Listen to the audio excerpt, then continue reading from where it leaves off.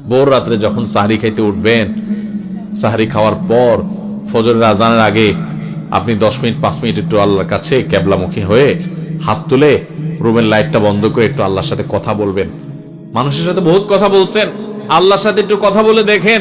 আল্লাহর সাথে কথা বলার স্বাদ আছে ভাই, অনেকে জীবনে একবারও এই স্বাদ পান নাই। একটু কথা বলে দেখেন। ভোর রাতে সাহরি খেতে উঠলে 10টা মিনিট একটু হাত তুলে কথা বলেন। কিভাবে কথা বলবেন?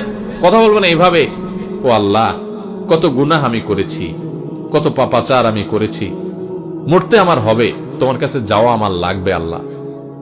শয়তানের প্ররোচনা করেছি, এই রমজান মাস তুমি কত মানুষকে মাফ করে দাও। নবী করিম সাল্লাল্লাহু আলাইহি ওয়াসাল্লাম বলেছেন, ওয়ালিল্লাহি উতাকাউ মিনান নার ওয়া যালিকা ফি কুল্লি লাইলা।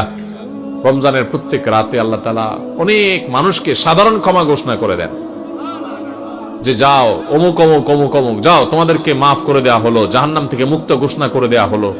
আল্লাহ কত মানুষকে আপনি সাধারণ ক্ষমা করে দিবেন।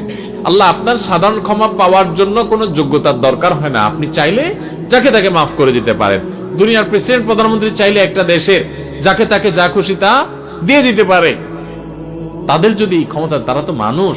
আল্লাহ আপনি তো মহান সৃষ্টিকর্তা, আপনি তো চাইলে আমার সব অপরাধগুলো মাফ করে আমাকে ফেরেশতা বানায় ফেলতে পারেন, পারেন না আল্লাহ? তো আল্লাহ আপনি আমাকে মাফ করে দেন, এটা আল্লাহর সাথে কথা বলবেন।